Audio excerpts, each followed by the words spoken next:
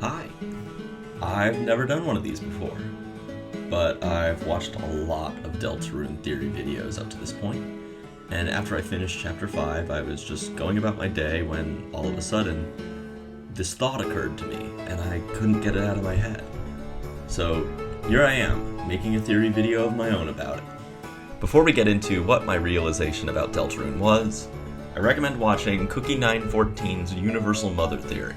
It's one of my favorite Deltarune Theory videos, and after Chapter 5, I think it holds up even better than it did when Chapter 2 first released. I also took inspiration from videos like Lorfax TV's First Fun Gang Theory, as well as the Sword Magician Des theories by Soya Desu. Feel free to pause this video to watch those, then come back. Okay, we ready? Awesome. So, Universal Mother Theory stays winning, huh? Carol is every bit as controlling as Queen, but with a much colder, more severe personality. Toriel becomes a silly, somewhat irresponsible drunk in Chapter 4, just like Queen. Berdly's parents have yet to be revealed, but the fact he never talks about them and they don't show up at the festival or in the weird route when he's in the hospital suggests they indeed don't really show up for their son in any meaningful capacity. And Susie. Poor Susie most likely does have an official home in the apartment buildings near the alleyway in Hometown, but that's not her true home. Her true home is Castletown, a place where she actually feels loved and safe, unlike reality, or the Chapter 2 Dark World interactions with Queen, where she's often frustrated, put in danger, or not truly understood. But as usual, the one character who breaks this pattern is Ralsei. Does Ralsei count for this theory? He claims that he's a Darkner, so perhaps the Universal Mother Theory is just for the Lightners. Queen basically forgets about Ralsei all the time in Chapter 2. She doesn't make a room for him because he's never used the internet, so she makes him a butler instead. Is this Toby Fox's subtle way of saying Ralsei doesn't count, that he doesn't compute to Queen because he's not a Lightner, and he doesn't actually have a mother? I used to think so, but not anymore. So why the heck does Ralsei look just like Chris's brother? It's been 8 years since Deltarune Chapter 1 released, and we still don't know anything about what Ralsei is, what he really knows about the Dreamer family besides what Chris has told them, and why the narrative keeps reminding us that he looks like Asriel. Ladies, gentlemen, and gaster-created vessels of all ages.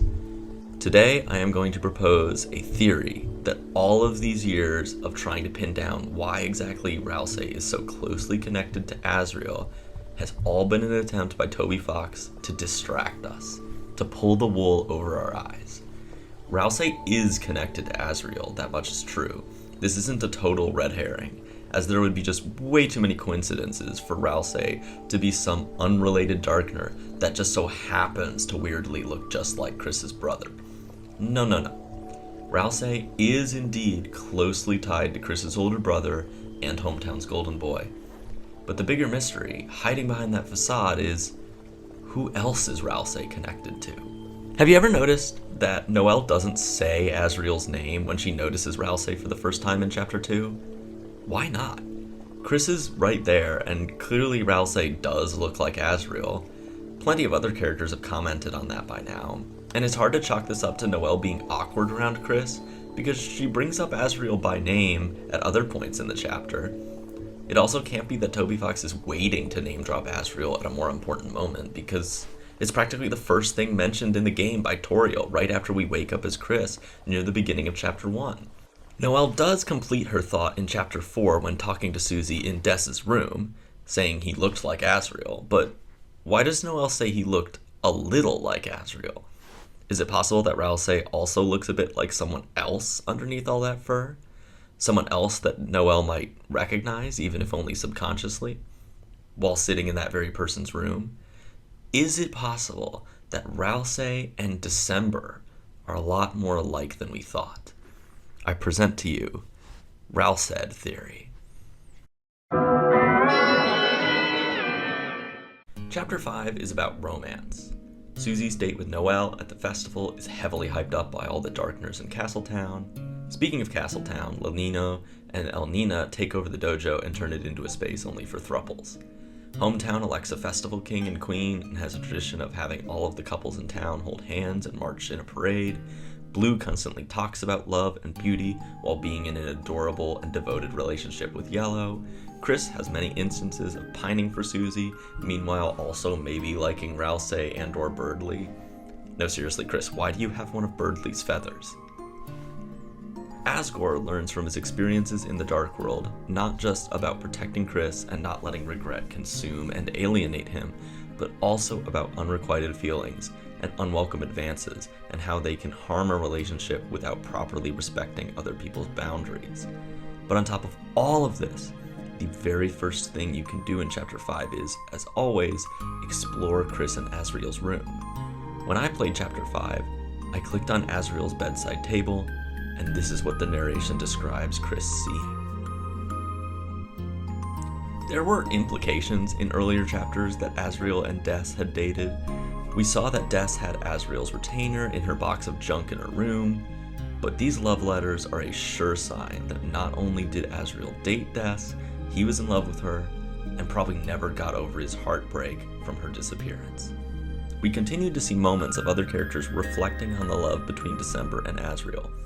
Pizza Pants brings it up, as does Noelle when reflecting on Asriel and Des winning the contest to be Festival King and Queen, just like Toriel and Asgore did years prior.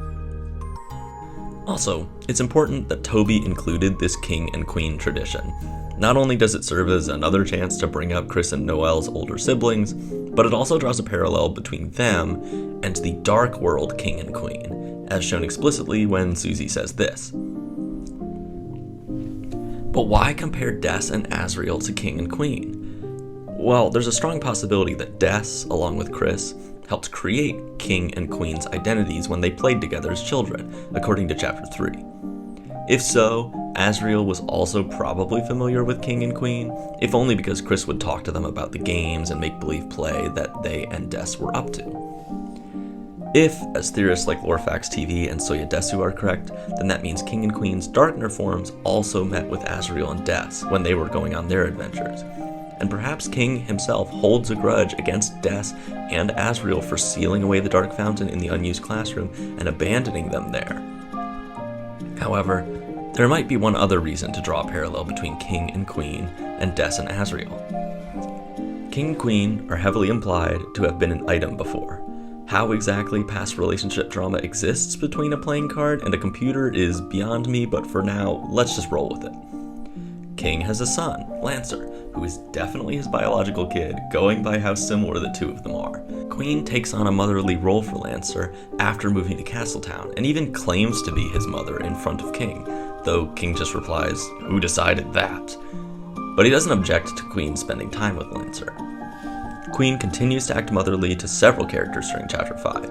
She helps Susie get ready for her date, refers to both Noelle and Susie as her daughters, and herself as Mommy. These comments horrify Ralsei, but when Queen responds that she can give birth, Ralsei doesn't actually refute that. Instead, he just says this. Why does he say this? For now, put a pin in this line, and we'll get back to it. If you subscribe to Soya Desu's theory about Des being the sword magician mentioned during Tenna's quiz, an important cornerstone of that theory is that Tenna describes them as the fiery sword magician. This is placed in opposition to the rest of the Holiday family, who are all ice magic monsters. Ralsei also uses fire magic. Technically, he uses it in a non-violent action in Chapter 4, but the ability for Ralsei to use offensive fire magic is thrown directly in our face in this chapter. He uses it to protect Susie from the throwing star, and he threatens Flowery that if he stopped holding back, he could burn the place down. The prophecy refers to Chapter 5's world as a garden engulfed in flames of jealousy, which definitely fits how Ralsei is feeling about Flowery, as well as possibly the rest of the flowers, during the events of Chapter 5. In Chapter 5, Flowery tries to stop Ralsei from revealing his face to Asgore, but it's clearly because of his resemblance to Asriel, not to his wife or his own face. If Des is indeed the fiery sword magician, Ralsei as the party's mage and fire magic user would be a parallel to her. In that same theory video, Soya Desu also identifies bright pink as a color associated with December holiday, based on the prophecy image in Chapter 4, as well as the poster of the guitarist in the rhythm minigame room, which is playing the guitar left-handed, just like the knight is left-handed. Chris is right-handed, by the way. Pink also shows up in Chris's room in Castletown as an accent color on their bed. Why is that? Blue is the main color for obvious reasons, but wouldn't green be their next most important color because of Asriel? Or it could be red because of the red soul, but why pink? For Soyadesu's theory, she also points out the 3 bakery stands in Chapter 1 are green for Asriel, pink with a heart on it for Des, and a fake blue one built by Lancer and Susie. This could represent either Chris or the Fun Gang as a whole. But you know one other place that pink shows up? In Chapter 2, when Susie steals Ralsei's glasses as a joke, we see Ralsei's face completely unobstructed for the first time, and his eyes are pink. But why this connection to Des and Asriel? Ralsei is pretty clear about never having friends before Chris and Susie. But he never said anything about not having parents. Well, of course he doesn't have parents. He's a Darkner, you say, throwing tomatoes at your screen. And even if I was right, you continue, grabbing another tomato, this would come totally out of left field narratively. I mean, it's not like there'd been any particular focus on children, parenthood, or birth in the Dark Worlds, right?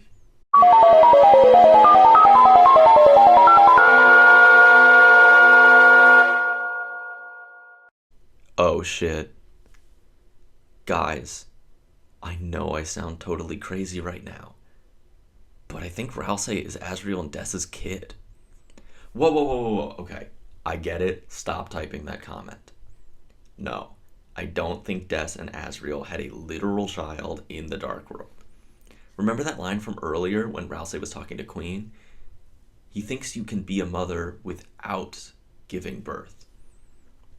While there was a lot of signs in Chapter 5 that Ralsei's not exactly a Darkner, he also doesn't act like a Lightner either.